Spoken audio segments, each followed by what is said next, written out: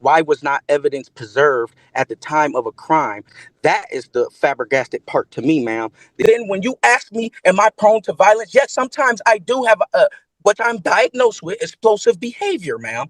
I was a working father at work who was denied his food because the color of my skin. In 3 years, I've only gotten in trouble twice, which is an outstanding job for most people on parole. Welcome to Bench Report Court Cam.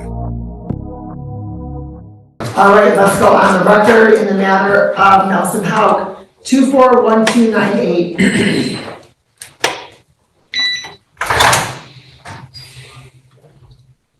Good morning, Your Honor. Your Honor, John Goldpaw, P. 30758 on behalf of Mr. Houck. All right, Mr. Houck, your name for the record, please. You're muted. Oh, I'm sorry.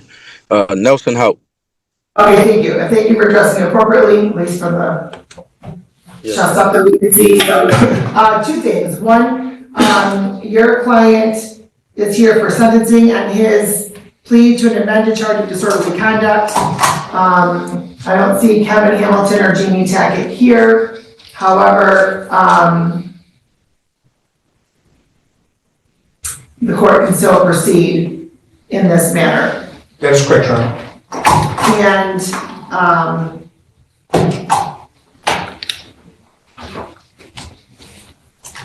there's also the request, we'll just handle this on the record as well, regarding use of marijuana while on bond. And counsel, as to the sentencing. As to sentencing, Your Honor, you indicated use of marijuana while on bond. I'm not aware of that. Well, so Mr. Houck had submitted proof of a medical marijuana. Oh, that's correct, Your Honor. And he had one prior to the arraignment that expired, so then he renewed it during the arraignment or during bond phase. And so my thought was that we would chat about that today. Oh, okay. I saw that in the, but I wasn't present at the original hearing. Fine, Your Honor. We've had an opportunity to review the pre-sentence report in this particular matter. Your Honor, this has been an ongoing matter. It's been a lengthy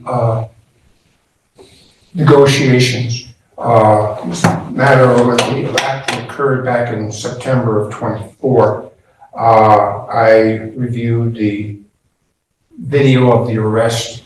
I filed a request for the video of the incident, and we were informed that the actual video of his time at the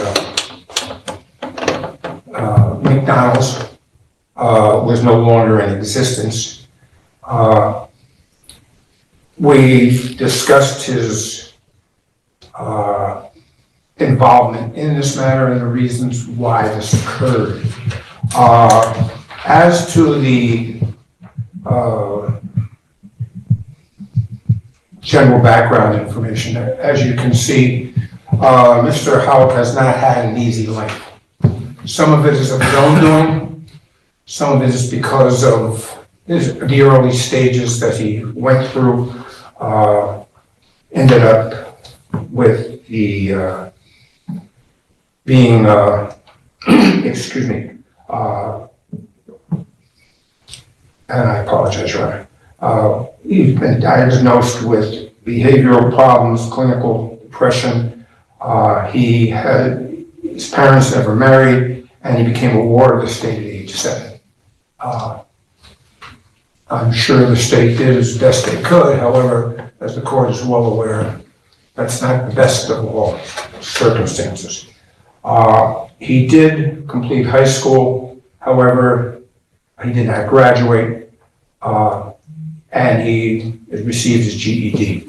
He also indicated that, and here, that he has a paralegal certification. Trust me, my discussions with Mr. Houck, he's clearly learned a great deal during his paralegal training. He's indicated his health is decent. He's on parole. has been for approximately 3 years. His parole officer is aware of all that is going on in his life. I did not speak with the parole officer, but I did carry on some other conversations with Mr. Houck regarding that. To be honest with you, Your Honor, and I know he wishes to make a statement, but as you can see from his statement, he was at McDonald's. He was there to pick up some food. That's why he was in the area. Things got out of hand. He felt that he was being mistreated. I guess one thing leads to another, and when you review the body cam, it's clear that when the officers arrive, he is attempting to tell them what really happened in there, asking, hey, I need my witnesses, and they're just saying, well, no, and they're just responding and making an arrest, whether, rightfully or not, but he was, and you can see that what occurred and what triggered the incident in McDonald's, and I'm not saying he's not taking responsibility, but in his mind at that time, regarding whose fault it was or whose fault it wasn't, and as you can see from his statement, the long story short is I was in the wrong and split this. I think, Your Honor, that this all carried over. And so I know that the recommendation is for incarceration. He's had 3 children. He has a 4th on the way. I believe she's pregnant. I know she's pregnant, and she's due in about a month and a half. He is not employed at this point in time, though he is still going out and looking. As again, one of the things on his parole is, as he told me, for the 3.5 years, he hasn't violated. His probation officer has not found a reason to violate, which is good. And I'm not suggesting. In fact, he's told me that he does not believe that he'll be violated for parole on this one. However, Your Honor, I'm asking that the court place him on probation. He does have another matter that's in the Lansing Circuit Court. His parole officer is also aware of that, and as he's indicated to me, that's set for hearing, and they're aware of this matter as well. He's on probation not probation, but on bond out there. He's on a tether out there, and he's been in full compliance out there. I don't believe that incarceration at this time would be the appropriate remedy. He is the sole child care support. He's trying to get SSD. That's under appeal. And as he told me, what he's trying to do, Your Honor, is he also is attending mental health treatment, and he's trying to get better. He recognizes his past and recognizes that he cannot continue that way, and he's trying to move on. I don't believe that incarceration at this time would be beneficial to anyone. Well, what would you suggest, counsel? Because the individual in this matter, well, first of all, the way that I review the facts of this case is that Mr. Houck was dissatisfied with the time it took for him to be served or to pick up a mobile order, whatever it may be. So he decided to then go behind the counter himself to get his food. Then proceeded, when an employee was attempting to prevent him from doing that, proceeded to assault that employee. Now, your client also, in addition to his lengthy criminal history going back to 2008, has a number of assaultive crimes. Currently on parole, and he's also out on bond on another matter prior to this matter. That's in Lansing, yes. Yes, sir. I understand that. No, I'm just saying. But for parole to not violate Mr. Houck based upon this incident and this behavior, and for bond violation to not be occurring, I'm not sure if it's occurring actually, I don't know if that occurred, but also for parole violation to not occur on the Lansing matter, I have serious concerns for the safety of the public and individuals in general, given Mr. Houck's tendencies for violent behavior. This was over a mobile order for food that Mr. Houck was tasked by his boss to go pick up. This matter was scheduled for jury trial, and quite frankly, the prosecutor at that time thought that it was in the best interest of justice to offer this matter, or this plea in this matter. And quite frankly, I don't see how I have a choice other than jail for Mr. Houck. Because the purpose of probation is to afford somebody an opportunity to learn from their behavior, fashion conditions to help them modify their behavior. I have zero rehabilitative conditions that I could offer to Mr. Houck. Zero. I have zero confidence that any of the conditions that I would typically put forward for somebody in a matter like this, that any of those conditions would be rehabilitative. At all. Mr. Houck, I am flabbergasted that you thought that it was your right to go back behind a counter of a place of business that you are not employed. And then, when somebody attempts to stop you, you assault them.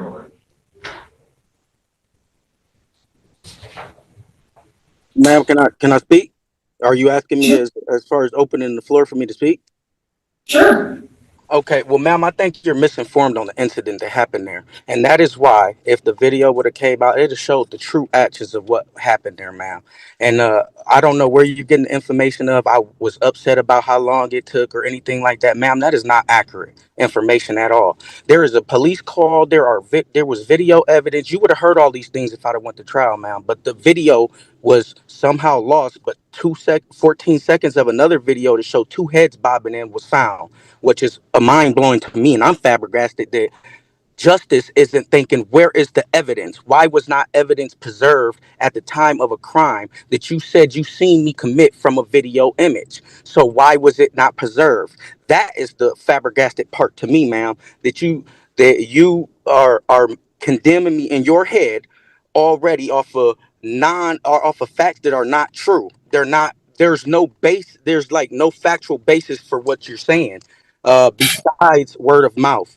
And anyone can write down their version of the story. We, like, you know, ma'am, and I know, ma'am, there's three versions of every story, but one version doesn't lie, and that's video evidence, right? And somehow somebody scrubbed the video evidence because they didn't want the truth to come out, ma'am. So, Sir, pause just a moment. I don't know if anybody scrubbed any evidence or if the video evidence was never produced, ma'am. Sir, if you'd like to make a statement that the video evidence isn't available or whatnot, you don't know what happened with the video evidence. I don't know what happened with the video evidence. I don't even get the ability to see the video evidence unless it's submitted pursuant to the rules of evidence. And since there is a plea in this matter, that never was an issue. I would love to go to trial. Excuse me. As far as where I'm getting some of that information, some of it's in your own statement, sir, regarding you were ignored for around 5 minutes. So that was in your own written statement. Ma'am, in my written statement, I confirmed that I stood in line waiting. I stopped a different worker, not even the worker I got into an altercation with, ma'am. I stopped a totally different worker and asked him a simple question of, hey, when does these numbers and I didn't say it with aggression. I didn't say it with irritation. I said, hey, can you please tell me when do these numbers transfer over to these numbers so I can get my order and go? I said, I already paid for the food. It's already done. And before he could even answer, the person who I got into the incident with came rushing over, intervened. What's going on here with an attitude? I didn't get an attitude back. I just explained the same thing to him, man.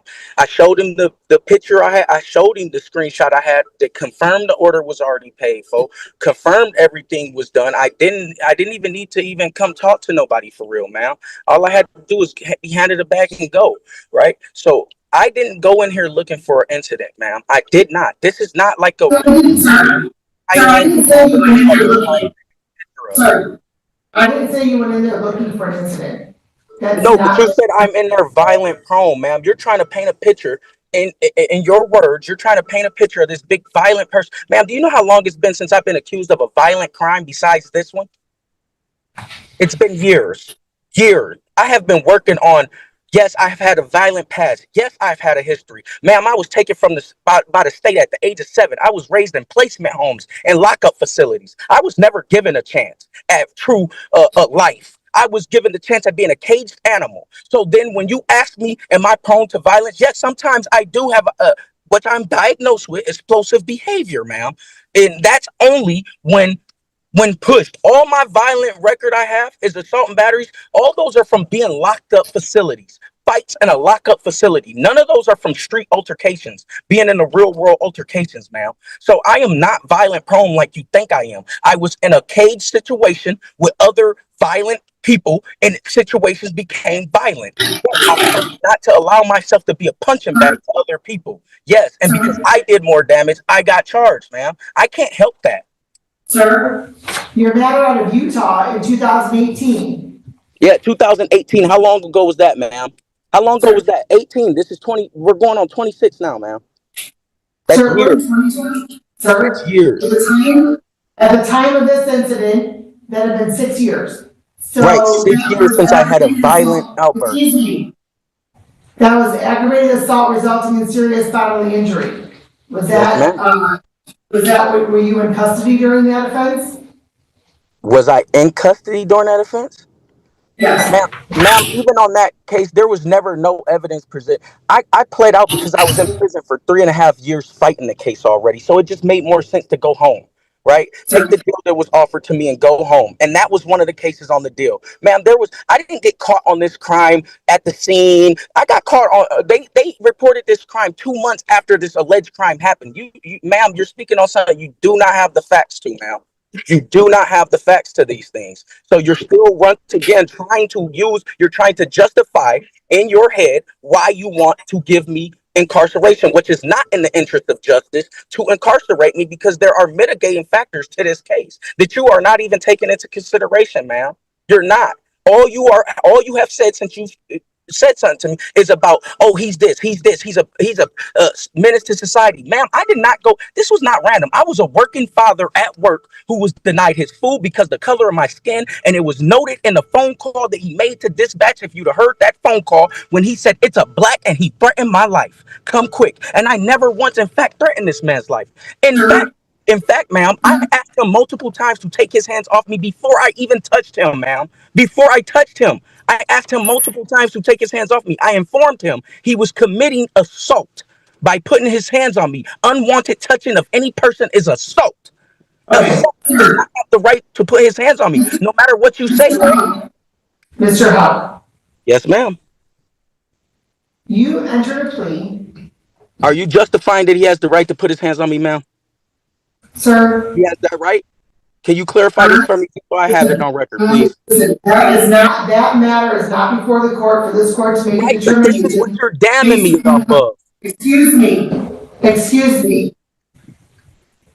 Ma'am, I'm sorry. Give me the time you're gonna give me, ma'am. But I cannot sit here and let you lie on me and condemn me in your head as like this violent individual, and I'm not, ma'am. I'm not. I'm trying to change, and you're not even giving me the opportunity to change. Interrupting this court. Stop interrupting this court right now. Stop interrupting the court. This court has the information that it was provided after an interview was conducted between one of the probation officers and Mr. Hubb. This court also has the criminal history of Mr. Houck and the statements of Mr. Houck, as well as the copies of the police report and statements of individuals at that time. Since there was not a trial in this matter, this court doesn't have the any additional evidence that may or may not have been introduced at trial, such as any body cam, any videos that may or may not exist or whatnot. And so this court is basing its ruling in its order for sentence on what it's previously stated on the record. Specifically, the information this court has as far as what occurred in this matter, again, based upon the reports and reviewing the statements of both Mr. Houck and the victim in this matter, and I think there was an additional individual that was named as a victim, but then indicated it was because they were trying to separate the individuals. This court's not making a determination as to who put their hands on who first. This court hasn't heard any testimony regarding that. All this court's doing is going based on the plea that was put on the record and the facts that this court has before it. Therefore, the court is going to, as I've stated before, the court does not find that there's reasonable grounds to depart on MCL 769.5. The court does not find that probation would be beneficial to Mr. Houck. The court also is taking into account that Mr. Houck is currently on parole for a matter, as well as currently out on bond in another matter out of the Lansing Circuit Court, Ingham County Circuit Court. And therefore, the court does not find that there would be any suitable rehabilitative condition for Mr. Houck to participate in probation on. Therefore, this court's going to order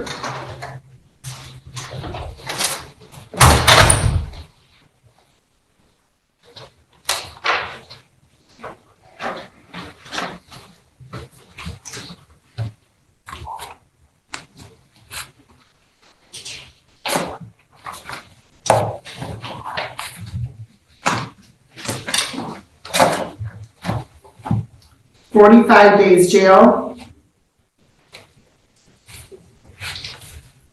credit for 1 day. Ma'am, can I ask something real quick, please? As far as the credit timing goes? You had 1 day credit, sir, for the day you were incarcerated and bond was posted. Yes, ma'am. Can I just ask you something? If not, it's okay. I keep my mouth shut if not, ma'am. What's your question regarding your credit for time served, sir? I also did 14 days in jail on this incident too, but that was through my PO. That was for what? That was through my PO. I went and turned myself in after this incident and did 14 days also through my You say PO. PO.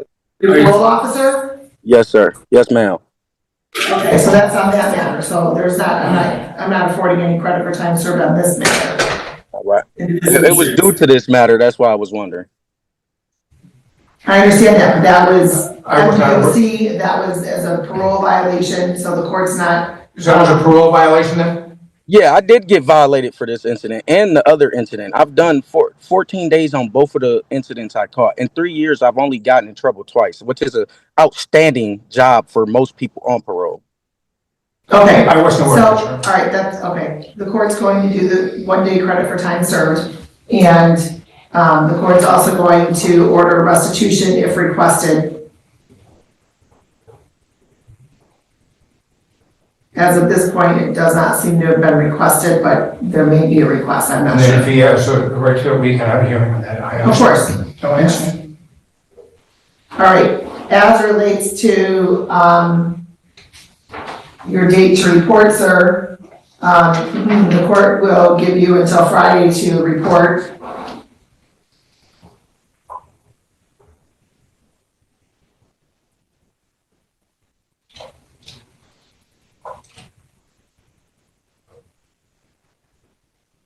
So you need to email into, Ms. Shine, so she can give you the information regarding that report date and how to report and where to I believe report. this is Ms. Short. I mean, Ms. Shine, did I say short? No, you did say Shine, but I believe this is Ms. Shaw. Oh, Michelle, okay, either one, into probation. And then also as it relates to your medical marijuana card, you have something in here from a cannabis doctor, it appears, but not from a treating physician. And then the question I had was because it says that you didn't have any, you were not under a doctor's care, you're not taking any medication at this time. Given that this court's not placing you on probation, the court doesn't find a need to continue to address that issue. Thank you, Ron. Is that it? Just make sure you email to Ms. Shaw. Okay. Good So luck. I'm done now, though. Fine? Yes, you're all set. Okay. What time on Friday? Because my fiance doesn't get off work till like 6 on Friday. Well, that's why I'm having you email Ms. Shine, email her by 12:45 and she'll communicate all that with you. Okay, sir? Okay, and then so I'm done, right? Judgment, sentence, and passed down, right? That's Yes, correct. and if you want to appeal it, you certainly have a right to appeal it. Well, at this point, I'd just like to say that your fucking court is a joke, and you are carrying your fucking self. Sir, you are on It's the not record, important, so. and this is a court of law, and that's not acceptable. Thanks for watching. Stick around longer and click the highlighted videos to your right. See you there.